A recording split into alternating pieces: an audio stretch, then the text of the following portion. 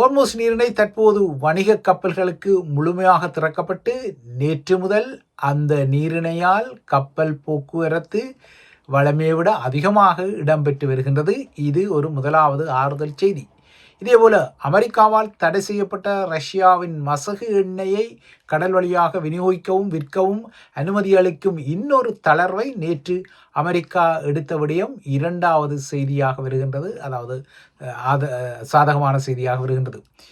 இப்போது ரஷ்ய எண்ணெய்க்கு விதிக்கப்பட்ட இந்த தடை தளர்வு மே மாதம் 16ஆம் தேதி வரை நடைமுறையில் இருக்கும் என அமெரிக்க திரைசேரி அறிவித்துள்ளது. இந்த செய்தி ரஷ்யாவின் எண்ணெய்க்காக ஓடித்திரியும் ஸ்ரீலங்காவுக்கும் ஒரு ஆறுதலான செய்தியாக வர தலைப்படுகின்றது.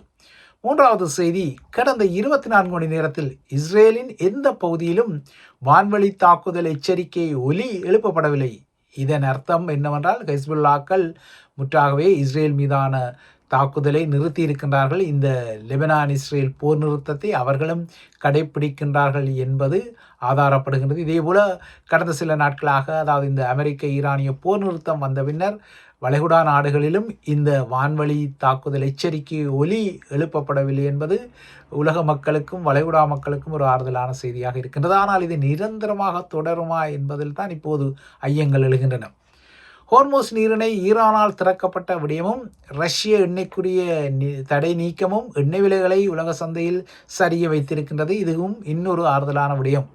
எனினும் இவை யாவுமே நிரந்தரமான ஆறுதல் நகர்வுகளாக வருமா என்றால் அதில் ஐயங்கள் இருக்கத்தான் செய்கின்றன.